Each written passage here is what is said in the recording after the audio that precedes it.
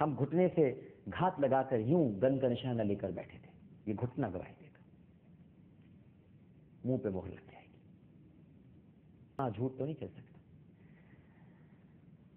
اور پھر سب کچھ بدن کے حصے بولنا شروع کر دیں گے، اور کتنی پریشانی کی بات ہوگی ناظرین کرام کہ زبان پر بندش۔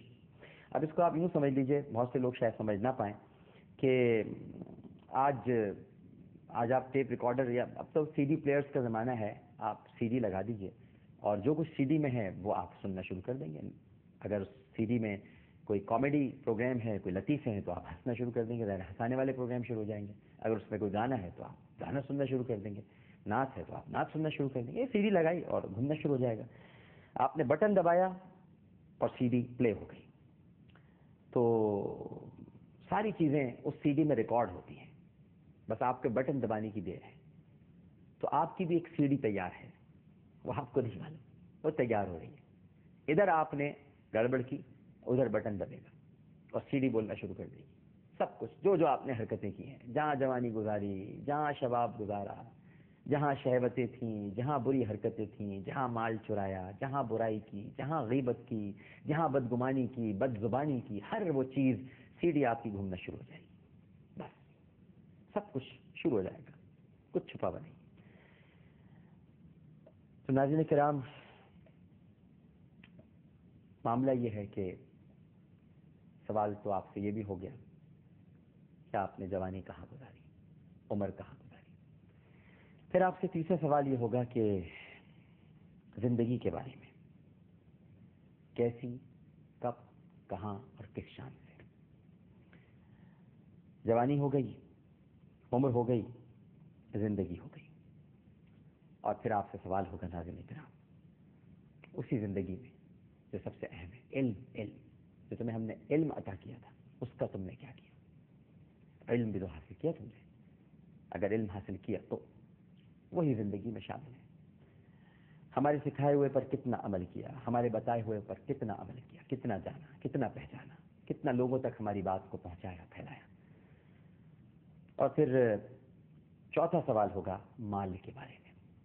مال بڑا خطرناک سوال ہے، میں تو لرز جاتا ہوں ناظرین کرام، میں تو لرز جاتا ہوں۔ مال کے بارے میں سوال ہوگا کہ مال کہاں سے کمایا تھا، کیسی شکل میں وہ مال تھا، کس کو بنایا تھا، کس کو دھوکہ دیا تھا، اور اسے عام میں کہوں اگر برا نہ مانے تو کس کو ٹوپی پہنائی تھی، ٹوپی پہنا کے کس سے مال ہڑپ کر لیا تھا، بنایا کہاں سے تھا مال، کہاں سے بنایا تھا مال، بینک بیلنس کیا تھا، طریقہ کار کیا تھا، سود کتنا لیا، رشوت کتنی لی، اور پھر کہاں خرچ کیا؟ جی کسی چڑیل پہ تو نہیں لٹا دیا، کسی کوٹھے پہ تو نہیں چلے گئے، جوئے میں تو نہیں اڑایا، کسی غلط جگہ تو مال نہیں اڑایا، کہاں سے کمایا، کہاں اڑایا؟ اللہ اکبر، کہاں سے کمایا، کدھر خرچ کیا؟ اب یہ سب کچھ واضح ہے ناظرین کرام، یعنی یہ امانت جو ہے، یہ جو ہمارا جسم ہے، جو اللہ تعالیٰ نے ہمیں زندگی دی ہے، یہ اللہ سبحانہ و تعالیٰ کی امانت ہے، اور ایک ایک سانس کا حساب لیا جائے گا۔ یعنی میں یوں کہوں کہ ایک ایک سانس کا بھی حساب ہوگا، اور جو مال کے بارے میں سوال ہے تو ایک ایک پائی کا حساب لیا جائے گا، چھوڑا نہیں جائے گا آپ کو۔ یہ اللہ کی عطا کردہ یہ اختیار ہے کہ آپ صحیح طرح سے کماتے ہیں یا برے طریقے سے کماتے ہیں۔ یہ نہیں ہوتا کہ آپ نے جہاں سمجھ میں آیا وہیں خرچ کر دیا، اور جہاں سے کمایا بس پھر ایک راستہ برا کھل گیا تو پھر برے کاموں میں لگے ہوئے ہیں۔ ایسا نہیں ہوگا، بلکہ یہ نہیں ہوگا کہ جو سمجھ میں آیا وہ خرچہ کر ڈالا، سوالات سارے ہوں گے۔ تو یہ 4 سوالات ہیں زندگی میں، یاد رکھیے گا۔ شباب کہاں گزری، جوانی کیسے گزاری، زندگی کیسے گزاری، ہم نے جو تمہیں علم عطا کیا اس علم کے بارے میں تم نے کیا کیا، اور ہم نے جو تمہیں مال عطا کیا کہاں سے کمایا، کہاں خرچ کیا۔ ہمیں اپنی اصلاح کرتے رہنا چاہیے۔ ان 4 معاملات میں، 4 سوالات میں ہمیں بالکل الرٹ رہنا ہے۔ کہیں بھی کوئی گڑبڑ اگر ہو گئی تو منہ پر لگے گی مہر اور پورا جسم بولنا شروع کر دے گا۔ ابھی آپ کو یہ بات عجیب سی لگ رہی ہوگی، آج سے 20 برس پہلے اگر میں آپ سے کہتا، یا 40 برس پہلے، کہ اب ایک ایسا دور آئے گا کہ آپ لیپ ٹاپ لیں گے اور آپ پوری دنیا میں کنیکٹ ہو جائیں گے. تو آپ میرا مذاق اڑاتے ہنستے ہیں کیا بکواس بات کر رہے ہیں, ایسا کہاں ہو سکتا ہے. یا چلیے تھوڑی میں وائی فائی کے بارے میں آپ کو بتا دوں. اگر میں آج سے کوئی 12 سال پہلے وائی فائی کا ذکر کرتا کہ وائی فائی بھی ہوگا, لین بھی ہوگا, یعنی وائرلیس ہی نہیں ہوا کرے گا اور سب کچھ کنیکٹ ہو جائے گا, آئی فون کا اگر میں ذکر کرتا, آئی پیڈ کا ذکر کرتا, تو آپ لوگ ہنستے, مذاق اڑاتے میرا. لیکن جب سائنس 10 سالوں میں اتنی ترقی کر سکتی ہے تو پروردگار کا علم, وہ تو علیم ہے, وہ تو عالم ہے, بلکہ عالم الغیب ہے. وہ تو پھر اس کا علم جب ظاہر ہوگا تو ہمارے تصور میں بھی نہیں ہوگا.